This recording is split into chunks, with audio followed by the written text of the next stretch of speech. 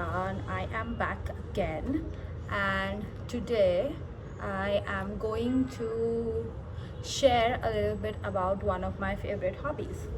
So, in this world of hustle culture and being a boss babe and a girl boss and all of that, like it's not as serious as it was like a few years ago. Being a boss babe was everything, but right now people are getting more into hobbies, and but those hobbies have become really performative for some reason. Like just walking around with a book is not does not mean you're a reader. You have to read those books, and that's what I am here to talk about. Reading is one of my favorite hobbies. I have been a reader since childhood, and it was something that my cousin actually introduced me to. I think my first ever book that I read was like uh, Famous Five by Enid Blyton. There was a lot of problematic things in that book as well, but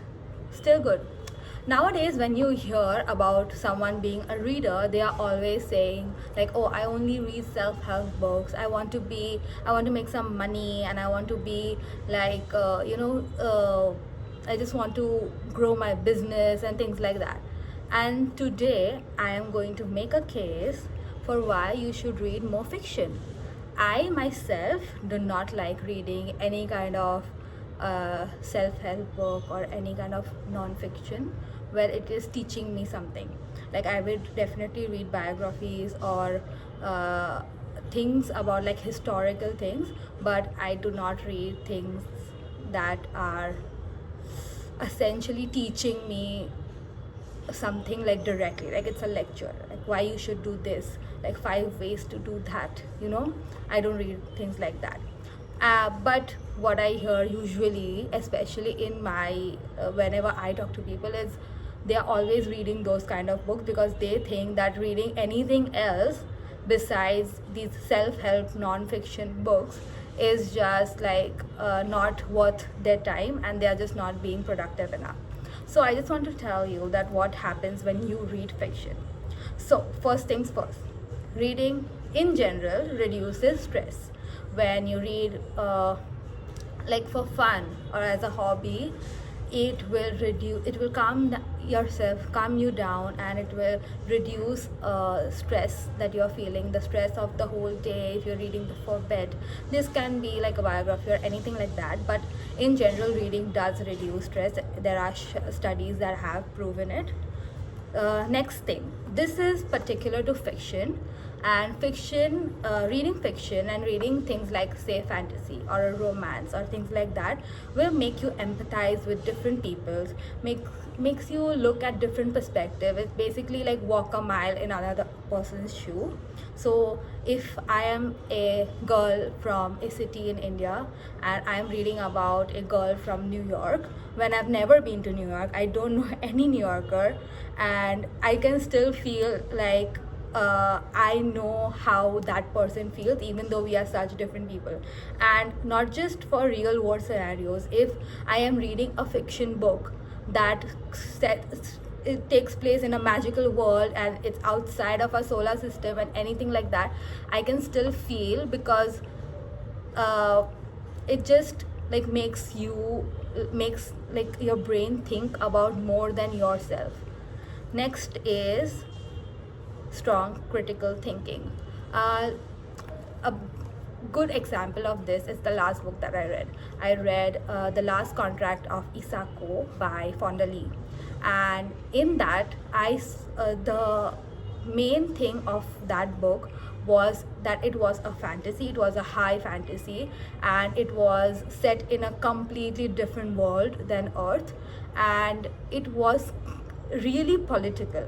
Like people were trying to usurp another person's nomination for the board of directors, and people were trying to do this and kill people, etc. But what I learned from that is no matter where humans go, they're always going to be the same people. Like the political climate of that world was the same and it echoes in our world as well. And so you don't need to necessarily read a political book, but you can kind of understand from reading a fantasy as well why some people behave the way they do while in a political war, right? The next thing it helps you is with vocab. When you're reading a non-fiction, all you read is somebody talking to you or somebody talking about something. It's like a lecture. It's like just one-sided narrative. But when you are reading a dialogue or when you are reading, so it helps you talk better. I have actually learned most of my English by reading, and yeah, school helped, but school helped. It did not make my reading, make my speaking as good as it is right now, and it's still not that good. But you know, it's my third language, and I think it's pretty damn good for being a third language.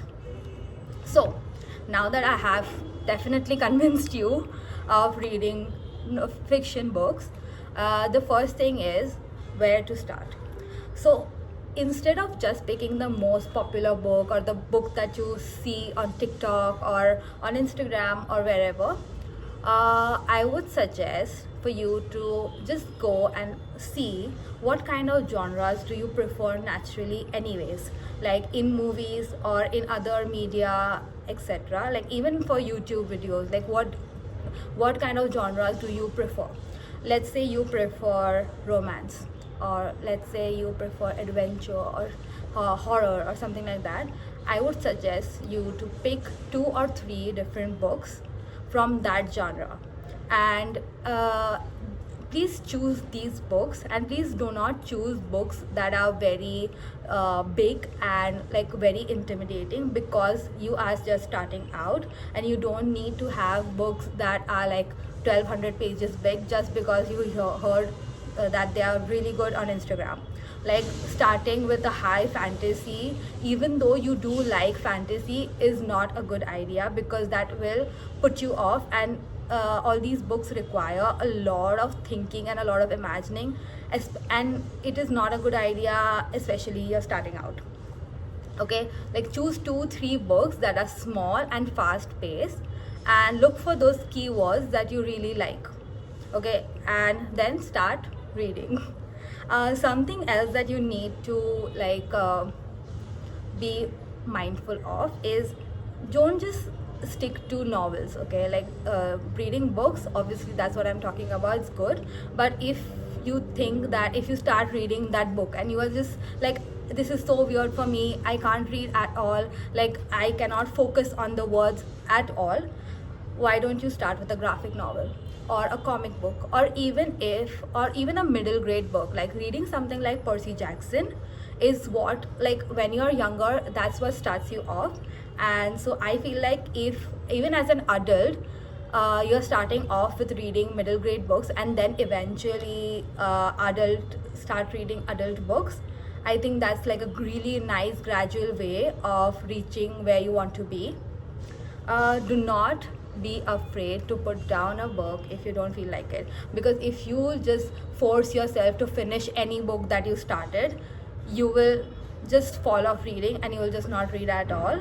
It is better to just read 5 different books than be stuck on one, because if you're just stuck on one and you're stuck on, let's say 80%, even if you're stuck on the 95th person and you're just not feeling it, just put it down, it's fine. And if you are so worried about your reading goals or whatever, because a lot of people just start saying things like, I'm going to read 100 books in 1 year, okay, and that's just not realistic. Okay, booktubers are different, it's their job, and that's why they can read 100 books per year. But we don't need to do that. Even 1 book a month is valid, it's good, you are still a reader, that's fine. And just put down a book if you don't feel like it, pick up a new book, pick up a graphic novel. Do not be judgy to yourself. Do not think that if I'm not reading like some hi-fi Shakespeare-esque book that I'm not reading. That's not true at all. So yeah, let's start with some nice books that you feel like are fast-paced. Maybe next my next video would be some recommendations. Yeah, so hopefully I have convinced you. I definitely have. So go ahead, start your reading journey now.